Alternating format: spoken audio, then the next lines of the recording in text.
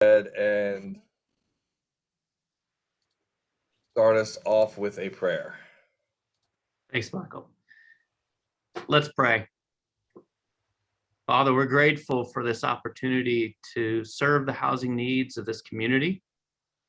Lord, we ask that your blessings be upon those that serve us in healthcare, in government, in the military, the teachers.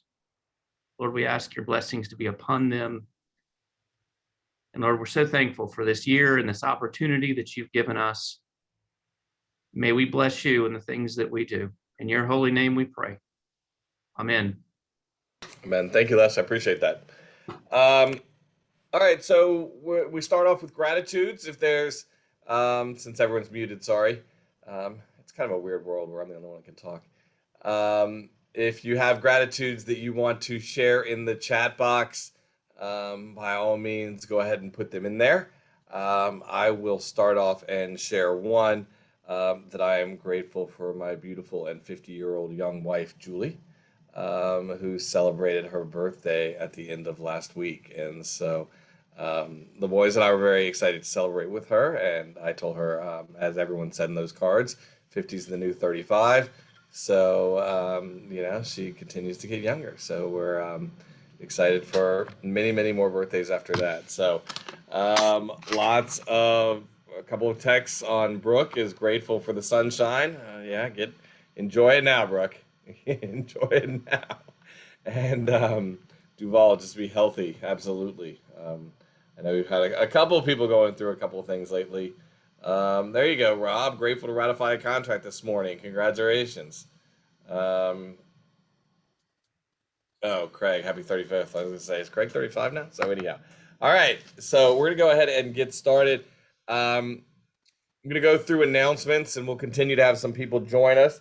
I sent out a brief email a moment ago just to make sure people remembered about Town Hall. And, I said it a bit tongue-in-cheek as far as everybody wants to talk about real estate. But the truth is how you answer that question of how's the market and is now a good time to buy or sell really does make the difference as to whether your clients see you as somebody with a real estate license, of which there are over 7,000 in Metro Charleston. Remember, half of them are going to do no business this year. So having a real estate license doesn't really mean anything. It's a question of whether they see you as their real estate professional and an expert in the business. And how you answer those questions really do make the difference in how they see you and really where that conversation goes from a casual one to one of substance down the road. And so I think this town hall will give you everything you need to know to answer that question in a strong, professional, and expert way. We had actually talked about hoping or potentially doing this in person, but that didn't really work out with everything else that was going on now. So we do at some point hope to return to in-person company meetings as well. But for the time being, this is maybe a little bit more convenient and a little bit easier for everybody with stuff that's going on now. Now, Les has sent me, open my email text here, and there should be 5 names of people who have won $50 marketing gift cards that can be used for whatever you want. We'll send them out to you. Dabira in Trolley Road, Dabira Hodges in Trolley Road, Troy Phillips, Metro North, Noah Scheimer in downtown, Susan Bordick, Main Street, and Michelle Hudson in Mount Pleasant North. So those are our first 5 winners. We will have 4 more drawings as we're going to get to a total of 25. Gray, I did not say your name, but you still have 20 more chances for me too. And with about 300 people on the call, those aren't too bad odds. So certainly better than the lottery. All right, go through a couple of announcements right now. Invitations are out in your office and should be delivered this week. Look for them from your OA to our 2021 award celebration. That is not going to be virtual. It is going to be in person and live. Oh, good Lord, where did I put it? Right there. on Saturday, February 26th at the Exchange Club in Ladson at the fairgrounds. They have a great new building that was built in 2018, provides us both a lot of indoor space for some dining and seating areas, as well as dancing and music areas, plus some outdoor space, weather dependent, of course, that will allow us to celebrate our award winners from 2021 and get together in person. It's been 2 years since we had our last award celebration. It is certainly something that I have missed in getting everyone together and celebrating your accomplishments, both last year for those who have reached their goals and aspired to new ones, as well as new agents who are setting their goals for the first time and moving forward. These events really are a lot of fun. I think this space will be super dynamic. In the past, we've needed spaces that would allow us to have an awards portion and a party portion. And that's often required multiple spaces with transportation between them. None of that will be required here. They've got really close parking. We'll be able to have some pre-event space and probably some pre-event cocktails for those of you who might be interested in that. Lots of exciting things that I think will really make it a special event. So invitations are going out. They're in your offices. They'll be sent out this week from your office administrators. Look for those. We do want to get as accurate an RSVP count as possible. That really helps us with making sure we've got adequate food and bars and everything set up. So if you respond to your OA, that would be great. That'll stop them from having to track you down. And really looking forward to being in person, and also celebrating in what now is really the center of Metro Charleston. I mean, it is kind of crazy when we look at really where the growth has been. We've got 4 offices in the North area, and this location, we've been everywhere from Boone Hall to Charlestown Landing to downtown Charleston, and we are excited to take this event to the fairgrounds and really hope everybody's able to attend. And no doubt, after a couple of years of no awards banquet, we will have a great crowd and large attendance. So super excited for it. Attire is really going to be a new category of kind of weather dependent cocktail. So we can decide as we get closer really what that weather looks like. If the weather's nice, unlike this Saturday, so glad we don't have it this Saturday, there will be some outdoor portion for the awards. If the weather's not, we'll move it all inside and revamp a little bit. So as we get closer, when we can get a little bit of look at the weather, we'll plan accordingly. So it's certainly not formal, but we want everyone to be comfortable and have some outdoor activities that won't last too long, but would be exciting. And they've got a great amphitheater and stage area. So we're super excited about that. But so we're inventing a new category of weather dependent cocktail. And we can go from there. So sorry, ladies, I know that doesn't give you a lot of help. Guys, it was going to be the same thing anyway. What you were going to wear already. So we'll just go from there. Also on the last couple announcement list before we get to our guests, just a reminder, and this obviously ties in a little bit to our presentation as well. Just a reminder as to Insulist and the internal Facebook page, especially with inventory being where it is, and I'm going to cover that in just a minute. Mary Hunter England, posted 1110 Winborn Drive on Insulist last night, which is a 3-2 ranch on a half-acre in Lawton Bluff on James Island. I mean, again, there's no inventory there. Lots of people have clients looking in that area. And if you've got them registered in Insulist, you would have, like I did, get that text telling you about that upcoming listing. In addition to Insulist, we continue to have agents posting on the Facebook page, which are great.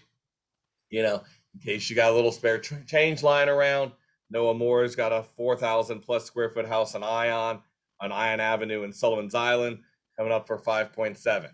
Everybody's got that buyer that wants to be on Sullivan's Island. And you heard about it first through Noah on the Facebook page. So again, with inventory at all-time lows, and we're going to spend some time talking about that. Instalist, Facebook page, sales meeting, those are really the things that set you apart from a lot of agents saying, oh, guess what? I'm going to forward you something once it hits MLS, and going from there. I heard a story the other day, and I'm going to pull it up real quick on to make sure I get the story right. Sorry, I thought I printed this one. On an agent in our Charleston Central office.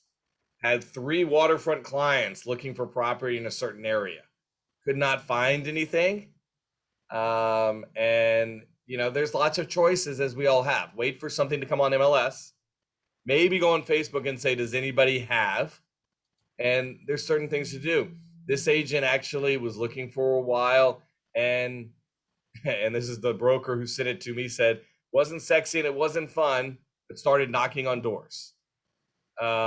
Saw one house in the area of houses that he was targeting that was having work done, knocked on the door, spoke to the owner, showed the house to his buyer's clients, and they're under contract for $770,000. And he'll also be listing the buyer's home now that the buyer found something. Also, another one of the homes that he knocked on doors and talked to the owner about could be a potential listing coming up. The agent said he probably knocked on 15 to 20 doors and potentially talking about 3 transactions. So again, we will continue to, do what needs to be done, especially in a low inventory world. But as your clients are looking for what's going to set you aside from somebody else, that's what you're going to have to do. And at the end of the day, knocking on 15 or 20 doors is not a bad return for the activity that the agent got. Greg Fessler, is it okay to post on Instalist and Facebook page if a listing isn't signed yet? Yeah, you can talk about stuff that you have coming up. Obviously, be careful because you don't want someone doing something bad and calling your seller or something if you don't have a listing agreement signed. However, it's not public marketing. It's not this is not something going to the public. You're simply telling agents, like we have at sales meetings for umpteen generations, that you've got an upcoming listing. So nothing wrong about doing that internally, and that's perfectly fine. And make sure you register your buyers. I know people that have registered an Instalist for all listings, because they then use that to make them think about potential clients when they see something that pops up, and they can reach out to their clients. Hey, I heard about a listing coming up in your neighborhood on X. It gives them a good reason to reach out to their clients. We're going to talk, we're going to shift a little bit from that message to John Brewer, who actually is going to talk, and that ties in to, I don't know if knocking on doors, John, is one of those categories of activities, but it certainly could be for our new Row the Boat activity contest, which is coming up soon. And John, why don't you tell us about that? Absolutely, Michael. Well, good morning, everyone. It's good to see you here today. Got a great crowd, over 300, Michael. So you bring in the big draw. So it's great to see everyone. We're excited. It's talking to John Grasillo this morning about kicking off our first quarter activity contest. And as Michael mentioned, we're titling this Row the Boat.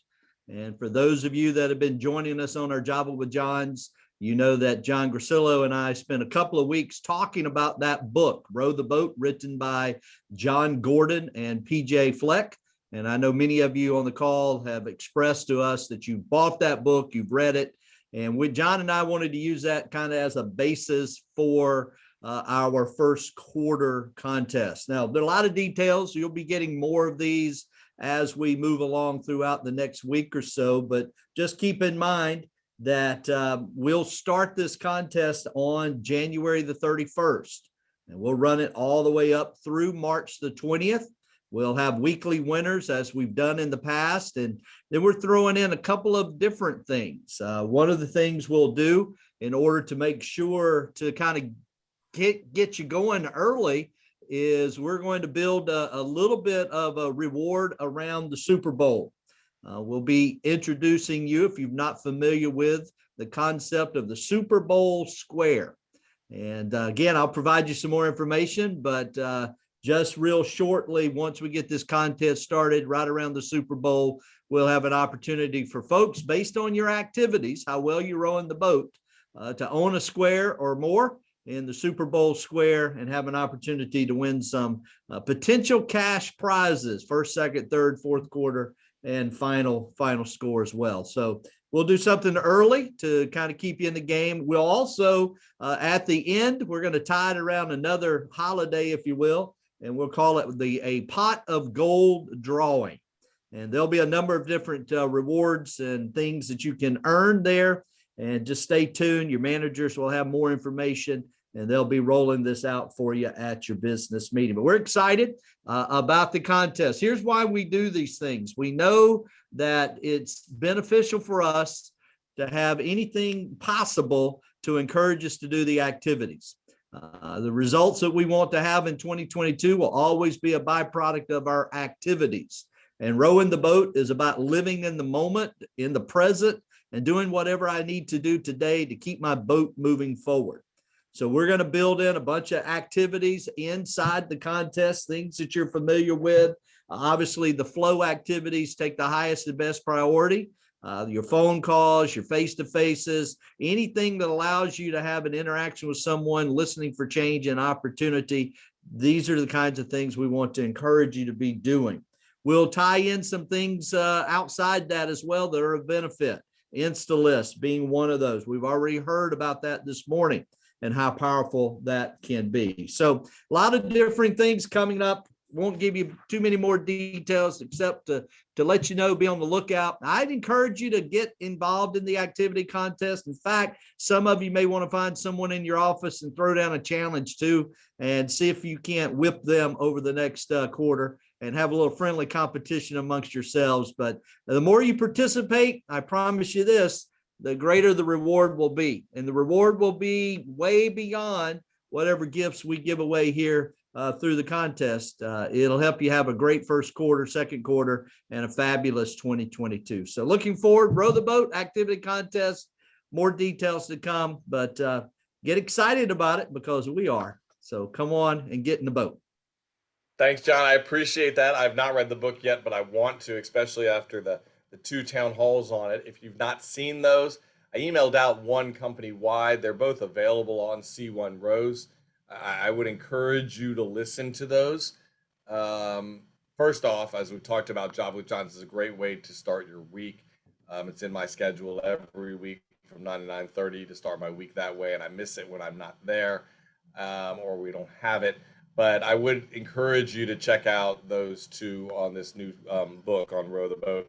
They really were great. And, when they talk about just row, it's really what we're talking about. And that's what the activity contest's about. I mean, yes, it's fun to have prizes. It was about a year ago where we brought out, John, some of the leprechaun hats. And I've heard from John Grasillo that that pot of gold drawing, he might be dressing up like a leprechaun.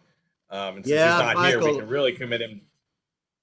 Yeah, I've already received some texts while you're talking. Looking forward to seeing you and John dancing like leprechauns. Absolutely, and we can commit John to anything we want since he's not here. Yeah, I'm happy to commit John to anything. John, absolutely, he'll be the biggest leprechaun you've seen in a while. So, but yeah, so I really would encourage you. It's fun, but the activities really do pay off, and really would encourage them, to become not only activities, but habits long-term, and it'll be good for your business. And again, the way we choose to do business is that relationship basis. I mean, when you legitimately have somebody interested in a waterfront house, knocking on doors isn't that painful. When you're talking to people who know, like, and trust you, talking to them about what their largest single asset is worth in an annual review isn't that painful. In, calling somebody with a listing in their neighborhood because you sold them a house 3 years ago and they want to know what's going on in their neighborhood isn't that painful. And so relationship selling really is a way to do business in a way where you put the client and the customer first and focus on them. And by doing those activities, we see those long-term returns. Last announcement on by way of gratitude, and then we're going to get to the market, is an announcement and also a thank you, because I always do talk um, about wanting your feedback, goes to Greg Coggins, one of our own agents, about the Military Appreciation Program. If you don't know about the Military Appreciation Program, we do have a Military Appreciation Program that was probably tailored to something you may have seen from USAA back in the day. They've actually discontinued theirs, believe it or not, that allows potential rebates as to a portion of the commission based on sales price, to certain categories of people. And that's all on the intranet, and there's some paperwork and information on it. My shout out and thank you to Greg was the categories we had were active duty, retired for 20 years, or medically retired, being wounded warrior. And those are the categories that qualify for the Military Appreciation Program rebate. Greg actually had a client who was actually a double, but a Gold Star family, meaning they'd lost a loved one in service of our country. And Greg reached out to see if they would be covered. And the answer is absolutely. It was certainly something that we'd never even crossed our minds. But certainly if you've made the ultimate sacrifice for the country, your loved ones as a Gold Star family would certainly be covered by this program. So we're making that change now. Greg's client will qualify. And I appreciate very much him bringing that to our attention so that we can make that change. Again, it wasn't something we didn't want to do. It's just something we hadn't really thought about. And until he was in that situation, brought it to our attention so we can make that change to that program. So as a reminder, that program's out there if you haven't seen it. Just as a reminder, and that will be updated shortly, and we'll go from there. All right, so we've got 5 more winners real quick, and then we're going to move on because I don't take too much time. Les, our next batch of winners: Lindsay Monroe from Cane Bay office, Jeannie Assell from Long Point Road, Deanne Carroll from Charleston Central, Rob Predich in Daniel Island, and Nathan Naylor in downtown. Rob, the name of the program is the Military Appreciation Program. So it's the MAP program. Gray, I have not said your name yet, but there is still time. All right, so moving on to the market. I'm going to give you 4 quick stats and then turn it over to Dave. First off, this would fall both in a market update and a gratitude bucket. I sold absolutely 0 of them. And the people on this call inside Carolina One collectively last year closed 9,861 transactions for right at $4.4 billion in closed volume. I see Deb and Susan over there. They probably closed 75% of those, but they're not even listening to me because they didn't look at me. But congratulations to everyone, whether you're brand new in the industry, or whether, like Shirley, you've been here for 50 years, serving clients for a long, long time. We're talking $4.4 billion of real estate, which is an incredible number. That's up almost 25% from the prior year. But we're also talking about, almost 10,000, people who achieve their dreams through real estate. And that's what we do. It may be first-time home buyers. It may be investors. It may be estate sales. It may be, moving up. It may be second homes. It doesn't matter. While what we do is, help people list and sell homes, the reason we do it is really to help people achieve their goals through real estate. And those are some impressive and incredible numbers. The market-wide for the year was up 10% in closed sales over 2020. Interestingly, it was up 30% over 2019. So while the sale is slow, the growth of unit sales has slowed, and we'll talk about why with inventory. We still, if we look at that on an ongoing basis, is still up huge. We all know inventory. Inventory is down 40%, 47% year over year. and down 73% over 2019. The important thing to look at, though, remember, don't forget new listings. New listings are only down 4% year over year and up 17%. This is new listings for the last month, up 17% over 2019. So what I tell people to remember, if you go to Krispy Kreme, okay, and you're wanting to get donuts and there aren't a lot of donuts in the case, that could be concerning because I really want that donut. But that's what that red light's for, that's on outside, that tells you they're making donuts. And so when you go in there right now, that's kind of where our inventory world is. There's not a lot of donuts in the case. We have really, really low inventory, down in the lowest levels ever. However, lots of donuts are still being made, and they're coming off the little donut line on an ongoing basis. And that's why we talked about Instalist. That's why we talked about Facebook. Will's going to talk about new homes. There is still a lot of activity. It's just that demand is so high, they're not staying on the shelf long enough to make it into the case. People are eating them right off the conveyor belt, but they are being made. So don't think about there's nothing out there to sell. Last one on the stats that I was going to share is that average sales price.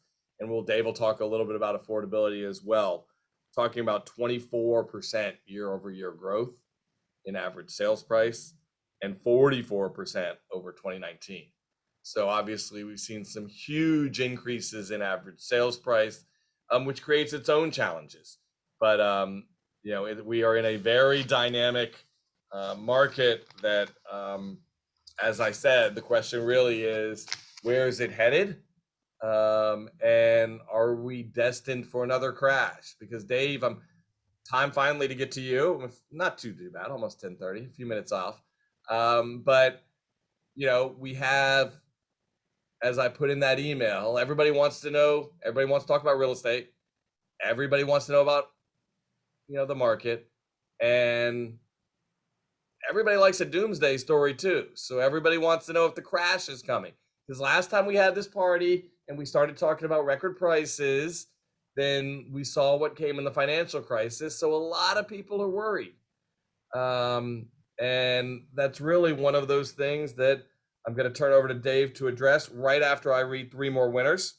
Mary Hunter England from Isle of Palms, Kathy Ware from Coleman, Kimberly Ritter from Long Point Road, Grace Lacey from West Islands, and Emily Beam from Daniel Island. Those are our third batch of 5 winners.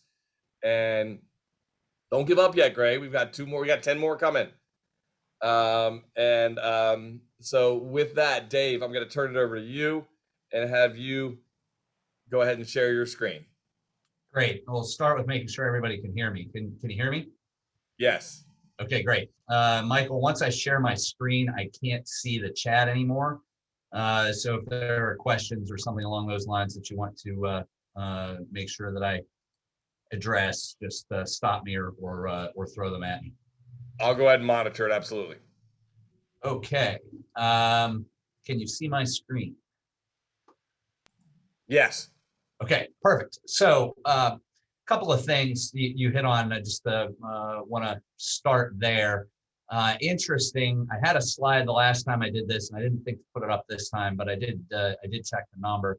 That was a historical tracking of the number of times the phrase housing crash was searched on Google. And housing crash has been searched in the last year at about 12 times the rate that it was searched at the year prior. So definitely our consumers are worried about it. I think there's a lot of just common sense or conventional wisdom that would lead you to say that if prices keep running up, at some point that stops. What we're going to talk about today is, what do we see in the near term? I moved away from the word forecast here. I don't think anybody can really forecast very well. It seems like somebody says the market's going to go up, there's about a 50% chance they're right. Somebody says the market's going to go down, there's about a 50% chance they're right, irrespective of how many letters are after their name or who they work for. So I like to just go with the phrase discussion and give you my opinion as we go through this. So the first place I would go is the sales levels, which remain very high by historical standards. What does that mean? And why did I phrase it that way? Well, in December, as an example, closed sales were down 7% versus December of the prior year, which is going to be a headline. Written sales were down 25% versus December of the prior year, which is going to be another headline. By themselves, those numbers sound very negative. But you have to remember, it was still the second best December we've ever had in terms of closings and written sales. And it was about 30% better than a typical December. I'm having trouble advancing my slides. Oh, there we go. Okay, so when you look to the right side of this, this is ratified contracts by week, with the green line being 2021. The blue line is 2019, and the orange line is the pandemic housing boom year of 2020. And you can see that the green line for most of the year trends pretty much along the orange line, or at least between the orange and blue line. And it just shows how strong last year was. It was the second best year ever for written sales, and it was the best year ever for closed sales in terms of number of units. So an incredible year. And despite the fact that we saw a slowdown in November and December, which you see on the right side of the screen, you can also see that that happens every year, largely just a seasonal slowdown. And you know, while there was a seasonal slowdown, it was still far better than most Decembers historically. So moving to the second idea, assuming I can advance my slides, you know, Michael was talking about low inventory. That is partially true. Standing inventory is definitely low and at a critically low level. But I think it's important to understand that there has never been more inventory available than was available this year. So this is the number of listings taken by month, with the orange line being the most recent 12 months and the blue line being the 12 months prior to that. The only year in the history of our MLS that saw more listings taken, I believe, was 2006 than were taken last year. And that was a year that had all the condo conversions in it. So you had a ton of apartments turning into condos where you might have 200, 300, 400 listings hit the market in a matter of days, all in one development. What is currently happening, the reason we have no inventory, you know, Michael used the donut analogy, and then Chris in the comments referenced my snow analogy. For those of us that have lived someplace where it snows, it can snow really hard. And if the ground is warm, there's no accumulation. It's just too warm to let the snow lay and accumulate. Well, right now, if you think of listings as the snowfall, it is snowing as hard as it has ever snowed, harder than it's ever snowed, excepting that condo conversion year. And it's just not accumulating. But each one of those listings is an opportunity for your buyer to buy something. So I would be careful about using language like no inventory. I think if you look at everything that's available to sell, there's never been more available to sell than there has been in the last year, with the exception of that one aberrant year in 06. We have to behave very differently to catch those snowflakes, catch those listings before they hit the ground than we have in the past. And that's where things like the company Facebook page, InstaList, et cetera, come into play. Michael. No, I think your term there, which I think I'm hereby formally adopting for everybody, is standing inventory. Because it's one thing to say listings are at an all-time low, or there's nothing for sale, like Dave was just talking about, but there's another to say there's tons to sell. There's more houses being listed than ever before, but there's not a lot of standing inventory, which again, all of these things is another reason why they need somebody who's a full-time real estate professional with access to all of these things as they're coming on the market, more so now than ever. It gives you a distinct advantage, but it's really easy to say nothing to sell versus further developing that conversation about there's not a lot of standing inventory, but listings are at an all-time high, listings taken. It's a very different message. Yeah, I saw a number of things going around. I think it was maybe in the summer where people were saying, hey, there's 7,000 realtors in Charleston and there's, 14, 15, 1,600 listings. It's just, that drove me crazy. It's just, there were 26,000 listings taken last year. So, we need to do away with the conversation about, focusing on the 12, 13, 14. It's important. It's absolutely something that is a problem that everybody has to deal with. It's wearing everybody out. Nobody likes it. I get all that. I'm not in denial about that. I just, from a abundance mentality standpoint, I think it's important to understand that we've never had this many listings out there. So moving to the next point, the inventory isn't accumulating, and the imbalance between standing inventory and demand has never been greater. So I send this slide out periodically. The blue line across the bottom is the number of active listings, excluding contingents and pending. And the gold line across the top is how many listings would have to be, how much standing inventory there would have to be to stabilize the market, to be at a 6-month supply of inventory. And then the red arrow obviously shows the gap. So if you go all the way to the right side of the screen, December of 21, we had 1,360 active listings. 6 months of inventory would have been 11,574 listings. So we were 10,200 listings short of a balanced market. And that's a 6-month supply of inventory. Remember what happens there at a 6-month supply of inventory is prices stabilize. That's not when prices start going backwards. That's just when they stop rising, or at least stop outpacing inflation. So the point there is for folks that think that prices are about to significantly correct, maybe, but we'd have to accumulate a whole lot of inventory first for that to happen. Michael, anything to add? Sorry. No, I mean, remember, guys, where we were before, and that's where this chart really shows the difference between where we were before and where we are, and that you've got to have that supply and demand imbalance for prices to correct. And so with no standing inventory, why would prices go down? And remember, we're not headed into a recessionary environment like January of 2009, when 800,000 people in 1 month lost their job. We now have all-time record low unemployment and more jobs available than there are people to fill them.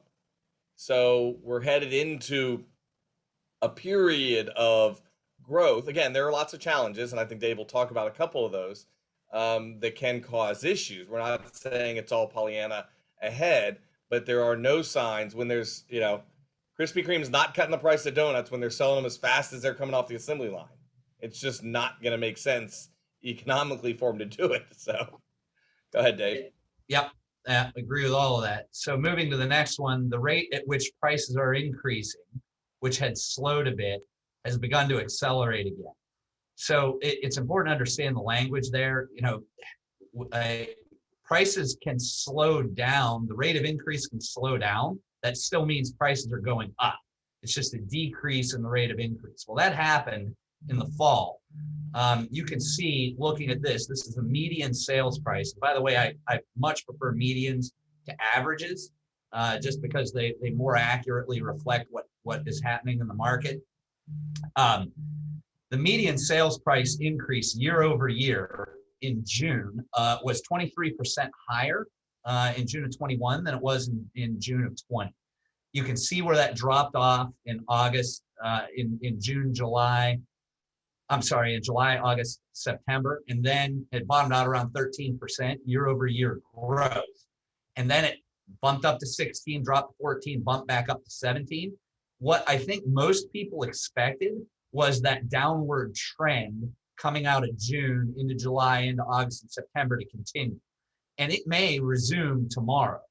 But at least for now, that median sales price trend has started accelerating again. And for people waiting for prices to decline, that is not a sign that is about to happen. So the next slide, the next point I would make, and we're going to go back to a previous slide, If sales decrease by another 25%, and bear in mind that they've already decreased about 20% year over year, we are down. If they decreased another 25%, then it would take 14 months for prices to stabilize. So going back to that prior slide, I added in those sort of brownish maroon lines. If sales drop 25%, that gold line at the top would drop down to about 9,000, where I put one of the straight maroon line in the middle of the screen.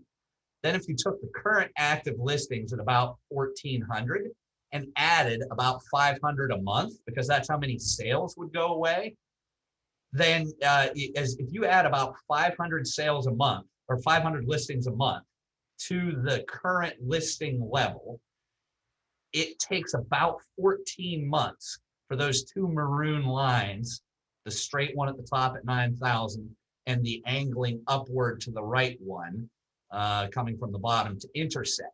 Those lines would have to intersect before prices stabilize. So even if sales drop dramatically and we keep taking listings at a record rate, it still takes more than a year for prices to stabilize. And Dave, presumably during that year, prices are going up at some level. Yes. So stabilizing doesn't mean falling off a cliff. Stabilizing means stop increasing, right? Right. And presumably, and you guys know this better than us, if we had 500 more standing listings tomorrow with signs in the yard and other things, my guess is there are a lot of people on the sidelines still waiting to come out. So a little bit of that demand, just like, I might not get a couple of donuts off the rack, I might actually pick up a dozen in the case and take them home. There are people out there in the wings waiting. Yeah, and I want to be clear too, when I set up this scenario, not because I think sales are going to drop 25% from where they're at. There is no indication of that, zero. I am just, for the folks that think this is about to end or the prices can't go any higher, I'm just illustrating that even if we had a big sales drop and we continue to take listings at a blistering record pace like we have been, this doesn't correct overnight. So, the people that are thinking prices will be lower in the spring or summer, maybe spring, summer of 22 if a couple of bad things happen. I'm sorry, 23. All right, so standing inventory is critically low across the Charleston area. So this is just looking at the most active MLS areas and the amount of the absorption rate off to the right. The entire MLS is at a 0.5 month supply of inventory. That's 2 weeks. So we're at a point where we're really measuring inventory now in weeks, not months.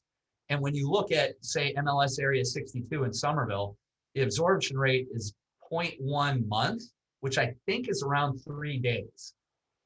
So again, what would have to happen to get that supply, that absorption rate to 6 months where prices stabilize, it is pretty dramatic.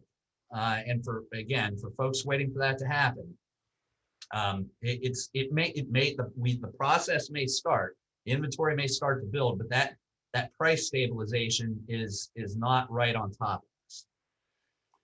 All right, there's a lot on this slide. I can resend an email from, I don't like to put this much on a slide, but it's an important concept. And this was from an email in November. I can resend the email from November to everybody, just so you have it. But as of the end of it, so affordability in Charleston, despite how much prices have gone up, remains strong. So that first bolded sentence there, or the first part at the top, the national home ownership cost to income ratio was 38% in the summer, meaning it took 38% of somebody's income to cover the cost of owning the median home nationally. Charleston, it was 36%. So we were below the national average in that conversation. In 2005, when we were running up to the bust, that cost to income ratio was 47% nationally. It's 38% in the most recent data. So we're way below that number. And then again in '05 in Charleston, that number was 45%. Today it's 36%. I'm not saying I want it to run up to 45. That's not my point. What I am saying is for folks that feel like we're getting way out in left field in terms of affordability, we're in far better shape than we were in the run up to the last major real estate correction. And we are in slightly better shape than the national average. Then how can housing be more affordable today than it was in '05 when prices are much higher? Interest rates are a lot lower than they were in '05, '06. They were generally in the 5 or 6% range then. And incomes are much higher today than they were in '05, '06. So why is Charleston more affordable than the national average? One, incomes are surging in Charleston, and local median household incomes have surpassed the national median household income for the first time. So Charleston median household income rose 44% over the most recent decade that we have information for, and the U.S. median rose 31%. And again, for the first time, the Charleston median household income is above the national average. Second, other areas have appreciated. Sorry, Michael, go ahead. No. I was just going to comment briefly on that. That is such a key point. You know, we talk about if you climbed up the mountain in '05, '06 and fell off the other side in '09, why when we climb up the mountain now are we not falling off the other side? Dave's already addressed a lot of those issues when it comes to inventory. The other issue is it's a fundamentally different mountain we're climbing up. You know, tourism pays okay, but tourism doesn't pay great in many situations. And that was such a much bigger part of our market. Now, over the last 15 years, our market is much more diversified when it comes to employment basis. Look at Boeing and Volvo and Mercedes and Thorne Pharmaceuticals and advanced manufacturing and entrepreneurship centers and all of the different employment and jobs that were coming into our marketplace. As Dave said, for the first time now, our average income is higher than the national average. That's fundamentally transformed. Those are the people that are going to spend $1,500 a month in one of these new apartments they're building downtown. Fundamentally transformed our marketplace and our workforce that changes a lot of these numbers. Again, comes with other impacts, but it is a much different mountain than we climbed up before. The last point there, which leads into the next slide, is that other areas have appreciated far faster than Charleston since the pandemic housing boom began. So while our prices have gone up, prices elsewhere have gone up more, which makes us relatively more affordable. So this chart is the largest 50 home markets in the United States with their year over year median sales price growth. We are not big enough to be in the top 50. We are number 70 roughly nationally. At plus 15%, which is where we are if you average the last 3 months worth of growth. We would be 30th out of 50 markets in terms of price growth, or in the bottom 40%. And we are hanging out, I think it was with Detroit and Buffalo in terms of the rate of price growth, which are not exactly garden spots, no offense to the folks that are from there, that attract a ton of people. So, again, areas are appreciating far faster than we are, and I think that for folks that feel like the Charleston market has reached something nearing its ceiling of pricing or affordability, nobody can say for sure what this specific housing cycle is going to do or when it's going to do it, but I think if you're taking a 10-year look as opposed to a 10-month look or a 2-year look, I think the idea that you ain't seen nothing yet is probably appropriate when it comes to our local pricing.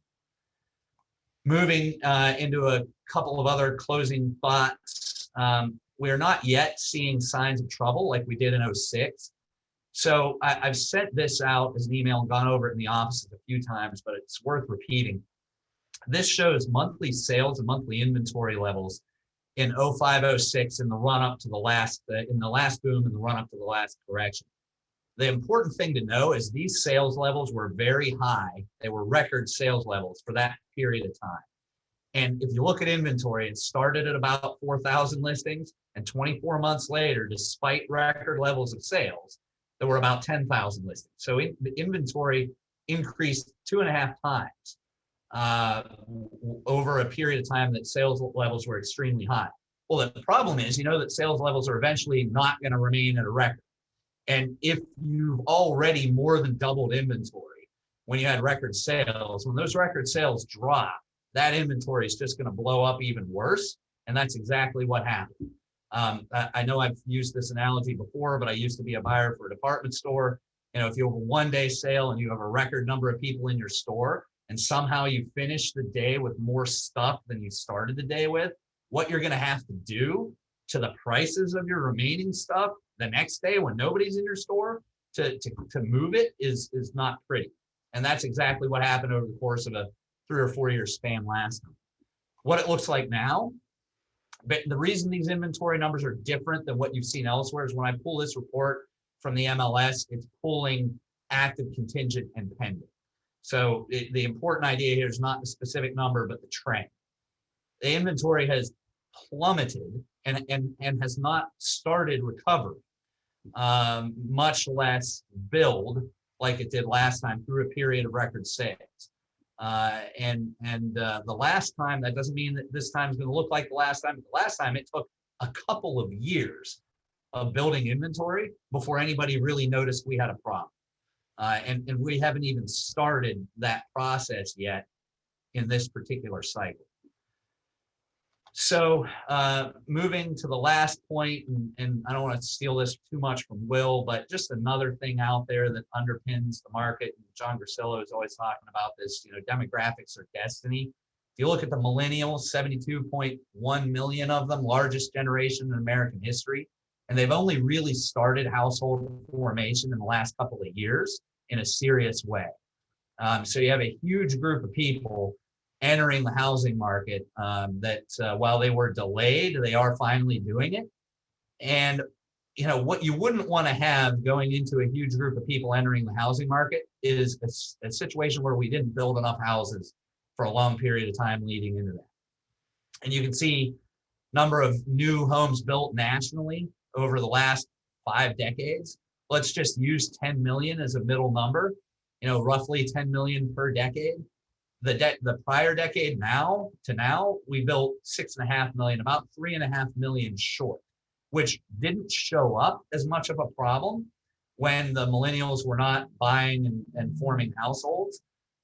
Their pause really let us get by missing all of these houses. But now that they've unpaused, there is a long-term sustained inventory problem baked into our national housing market on the basis of these last 2 graphs. And so that's just another thing that's as true locally as it is nationally, and works in our favor. Now, just briefly going the other way, because I don't want to sound completely delusional and imbalanced, and I have a little bit of cover if the whole thing goes in the tank in 6 months, and it looks like everything I just said was wrong. Things that could derail this, obviously, huge increases in the interest rates would be a problem. I don't know, you know, there's a lot of talk about that right now. That's tied to inflation. Everybody's worried about inflation, but what you have to do to break the back of inflation, nobody likes, and that's really stop printing giant amounts of money and raise interest rates to call that money home. And I'm just doubtful that in an election year, which this is for Congress, that there's going to be a ton of political will to really attack inflation in a meaningful way. So that might happen, it might not. Tax hikes, tax policy, again, in an election year, I just don't know that anybody's going to propose anything too nuts. And then black swan events, like a war, a worse strain of COVID, or fill in the blank with, you know, asteroid or something. That just is difficult to prevent. Those things could certainly derail this and derail it quickly. But if I, you know, if I had to put my money on what this year is going to look like, I think we're going to see continued price escalation, really strong unit sales, hampered by a lack of standing inventory, but still with plenty of listings coming on the market. Just our behavior is going to have to continue to be different to grab it. So that was a lot of talking for a long time, but I'll turn it over to Michael and Will. No, I appreciate it. Believe it or not, I was having part of this conversation with my kids. Vito is 12, and I guess I think still technically may qualify at the end of one generation. But remember, millennials weren't going to do anything and only wanted avocado toast and all of their other things, and would never get married, and no one was going to have babies again and all of that. And it turns out millennials want all the same things as everyone else. They basically just wanted it about 5 to 10 years later. And now millennials are that entire group. And now I think Noah chimed in there. Now you've got, Gen Z, who, they're the ones that just want some of the freedom and the other things that they'll deal with. And it'll be a completely different setup because millennials came into the housing downturn with the financial crisis and graduated from college and those issues. And now Gen Z is going to come into a job market with, 10 million open jobs. So it's amazing how those dynamics that will impact everybody long term. We'll see. But now everybody wants a house, and everybody sees the value of housing, and COVID and remote work and all of those things that we're barely talking about. I talked to somebody the other day who's now moved to Charleston to live downtown because they work in Austin, but they can now work remotely. It's just kind of crazy how a lot of those things have changed. So talking about blame, I'm going to shift now to Will Jenkinson. So apparently, Will, we underbuilt for a while. And when we talk about standing inventory, there's only so much out there. So obviously we need to build more. So if new homes not building enough got us in this problem, Will, how are you guys going to get us out of it? And, why don't you talk a little bit about the new homes world? It was always interesting to me. I never understood growing up, listening to news channels or other stuff. They'd report home sales and then they'd report new home sales. And it never really clicked in my mind. I was like, isn't that just a home sale? But it never really clicked in my mind the difference and the impact that new homes and the number of people they employ, and just the materials and the tradesmen and all of new homes has such a huge impact on our overall economy. And that stat really showed during that downturn when there was a lot less building. But Will, and that's why we wanted this approach on looking at the market, both past and forward, to be two-pronged, to have Dave kind of look at the market as a whole, but really then to have that specialized new homes, focus as well. So Will, not your fault personally, but I'll turn it over to you and maybe share a little bit of how new homes are really impacting the market as it was, where we are now, and really where you see new homes going. Absolutely. Thank you, Michael and Dave. I'm going to start sharing my screen real quick.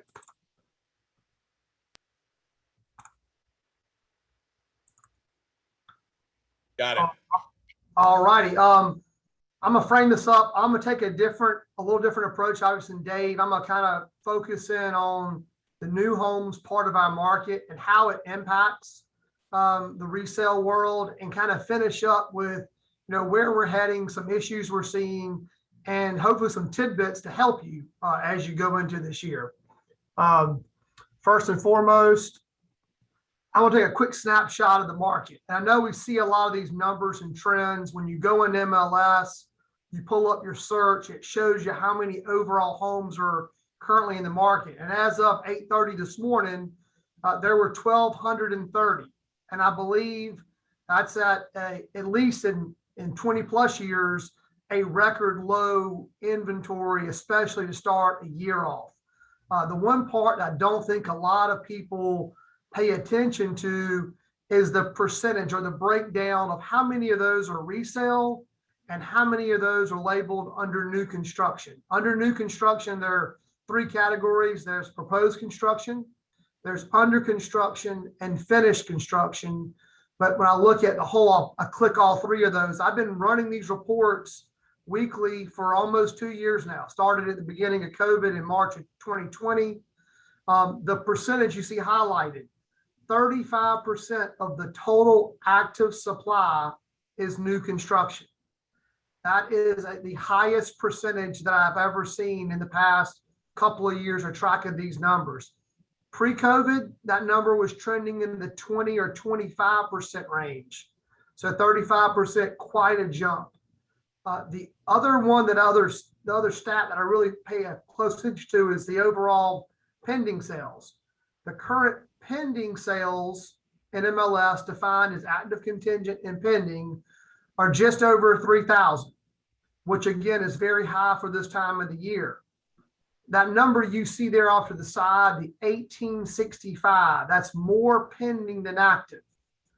And 20 plus years of tracking it, I never saw where the pending stock was higher than the active stock. That started around July of 2020 is when that started happening, where there was one more pending home and inventory over the active supply. When you see that number is greatly increased and that spread is growing like Dave's charts showing the demand and the units we need, this is also one to pay close attention to. And then of those numbers, that number, you see that breakdown below, that 47% of every sale that's currently pending in MLS is new construction. So that simply means that over almost half, if not half, of the buyers today are choosing it. And there are obviously reasons why, but one of them is just the lack of available resales in those particular MLS areas that we saw earlier, of showing that, half a month supply of total sales. These next couple of slides, I'm gonna kind of go through at a little more rapid pace. But they're important to point out. This information is from the Real Estate Information Service. It's a group we subscribe to, and this information is through October. I don't have year end yet. That comes out in a couple of months. But I wanted to show you, this is showing a 24-month trend of sales and closing new homes. And obviously a trend line you see in that direction is a positive one. Yes, we are closing more new homes than we have previously, but as we saw in that big number, we're still well undersupplied for the demand and the need for growth in our market. You see the averages there. We're plugging along at about a 400 a month clip over the last 24 months. This next slide shows the last 5 years, how they stack up in closings, and that big bold red line at the top is showing last year. You see that we're trending or trended last year well above the last several years, and those have been climbing.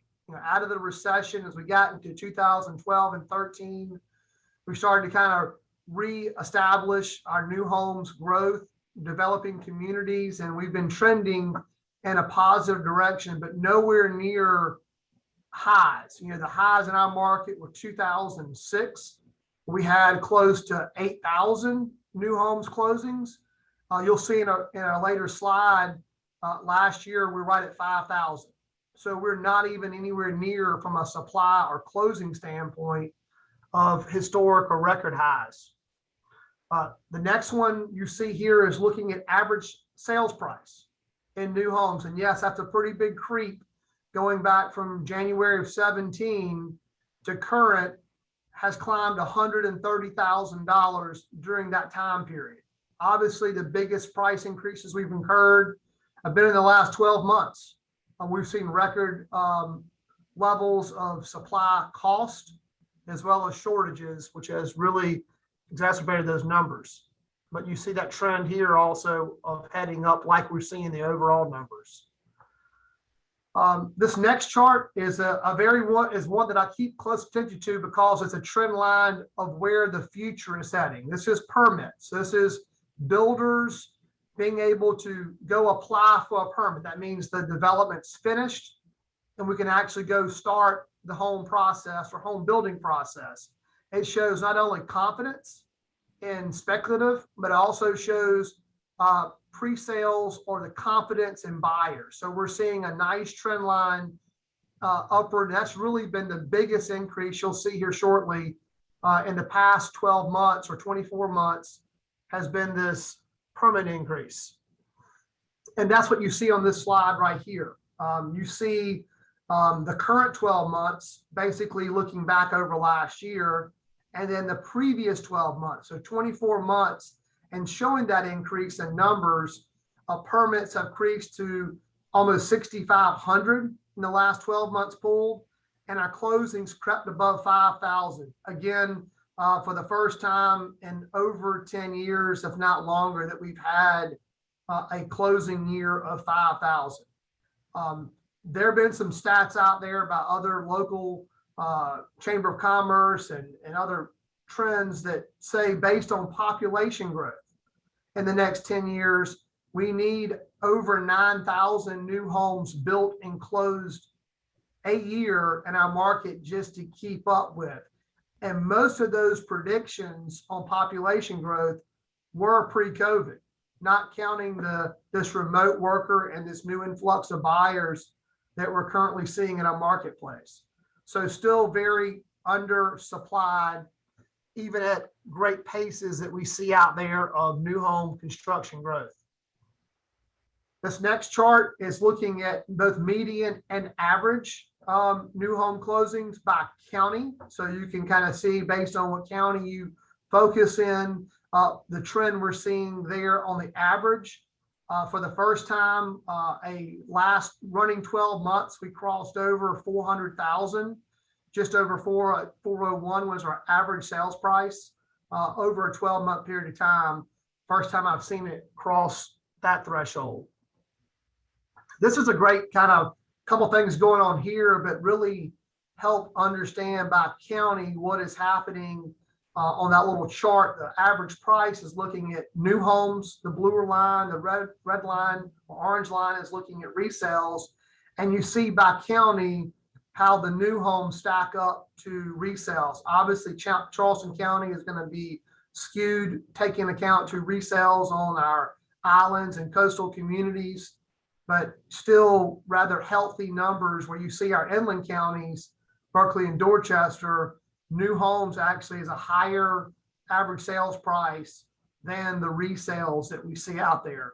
And then the pie charts just show a great snapshot over the past 12 months of the percentage of what closed. So we talked about active supply percentage, we looked at pendings, and now this is closed. Well, obviously pendings are going to be an indicator of future closing. So I anticipate seeing that percentage of new continue to grow. We'll highlight Berkeley County at over a third of all closings in the past 12 months were new. That's obviously a bit of the hot spot for our new construction growth in the last 12 months. And this kind of illustrates just that. We call this our heat map, and it may be hard to show up on your screen right now, but you'll see the bright kind of bullseye up in Berkeley County, and that really is centered around Cane Bay, which was recently named the 4th largest master plan for closings in the country. Also, where you're seeing Carnes Crossroads, which has a lot of great growth ahead of that, some recent transactions, and then also our Nexton community in that area. So a lot of growth, but you also see a lot of the blue shade, and that demonstrates where we're starting to see more new home growth spread in all areas, be it Johns Island, Mount Pleasant, in our Somerville markets. And kind of a future kind of comment, get used to hearing about outlying fringe areas like UG, Allendale, Ridgeville, Jedburgh, Ravenel, Holly Hill, St. George for future new home growth, not only this year, but in the next couple of years. That's where we're going to today. It takes about 3 years to go from a raw piece of land and identifying it, going under contract, until we're ready to go pull a permit and start building homes. So we're already out in some of these outlying areas. Santee will be a great destination for the next 3 to 5 years for new home growth. And I can speak to that because it's already happening today. It just takes that long to show up in activity. Now I'm gonna kind of shift the discussion a little bit to some of the reasons why I do not believe we're going to get anywhere close to some of the numbers that are reported that we need in growth to keep up with the demand and oversaturate the market or bring some crazy supply to the market. And these are problems that have persisted no matter what you're trying to buy today. I don't care if it's donuts or if you're trying to buy furniture or appliances out of convenience or need.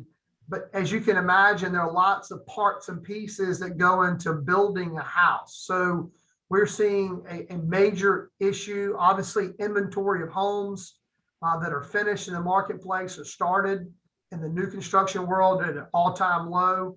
And the reasons, number one, the material delays and pricing, both of them kind of go hand in hand, but we're having significant issues. And I'll give one example. Windows. Right now, windows are running around 20 weeks out from the time you place your order. So we're having to actually order our window package before we even submit a permit, just so we have it sequenced, hopefully in a line to be able to hit that part when we're ready for windows. But that's every part and piece is delayed. So it's making our process. So when you hear sales agents in new home communities say, I'm sorry, you can't make any changes, or sorry, we're not doing pre-sales, it's simply because we don't know how long it's going to take to build that home in some cases. And more importantly, the pricing. We saw that run up last year about this time with loose lumber, and that gets reported more in the media.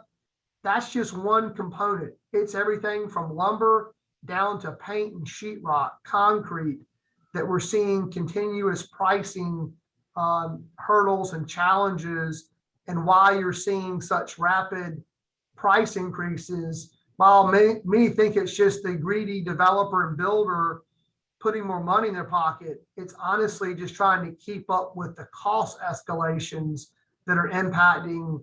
And no matter, again, what you're building or selling, every part of our economy is being impacted by these delays or these problems.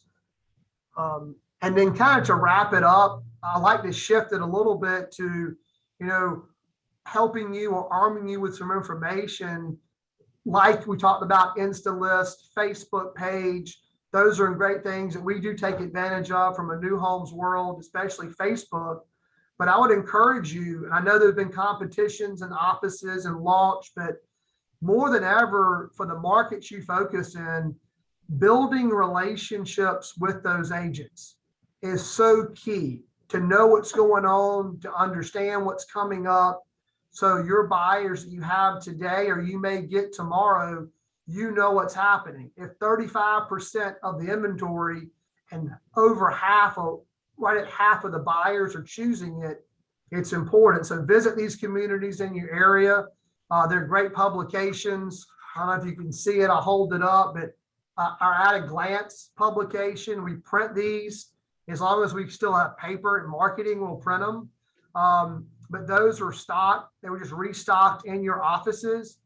You can also find it on C1 Rose. You can always download it. We'll have it there no matter if we run out of paper or not, to be able to download that publication.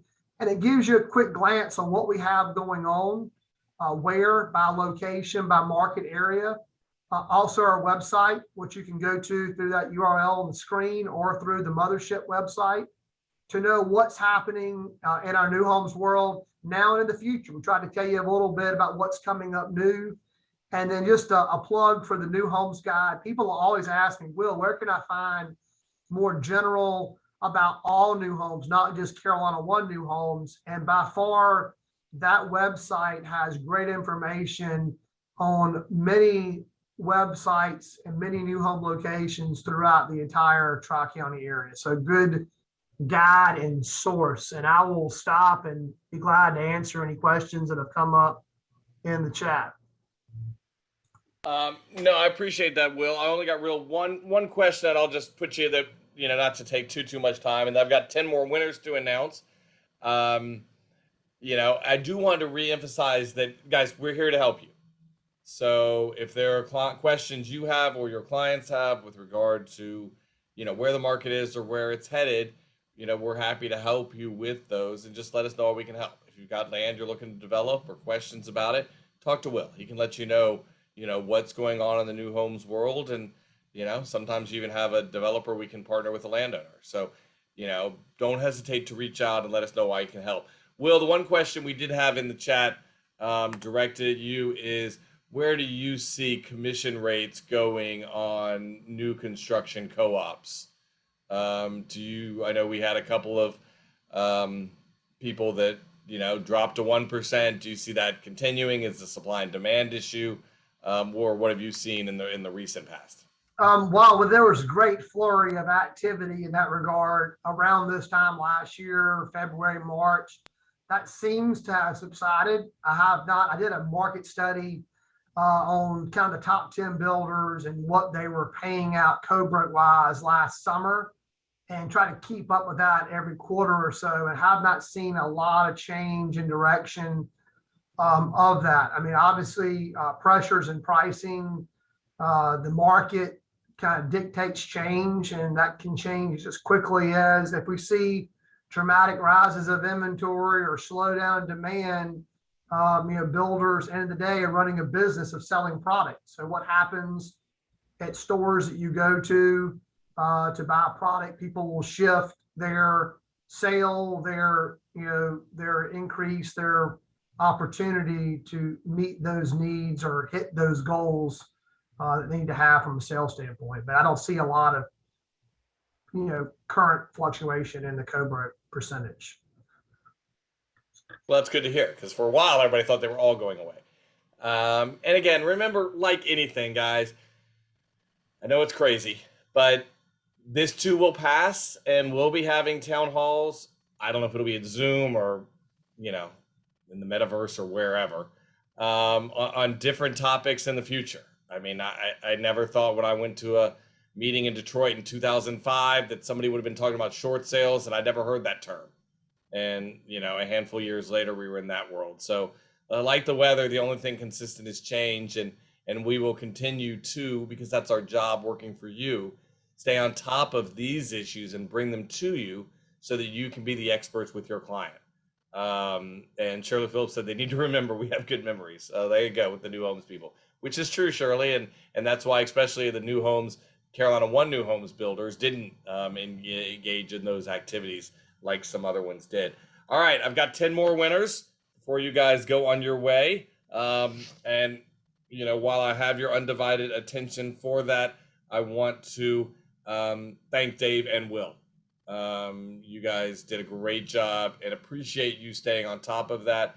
I am going to send out the video. We've got some requests as well individually for your slides. If you guys want to send those out, Allcore, I'll let you handle that directly, but I will send out the video to everybody, and just encourage you guys to use this in communication with your clients. I mean, again, we're here for you, so we're your advisor so that you can, be the vocal point with your client. But I appreciate everything you guys did, and we'll probably do this kind of presentation, at least in this dynamic of a market, on a quarterly or certainly every 6-month basis. So we'll do it again.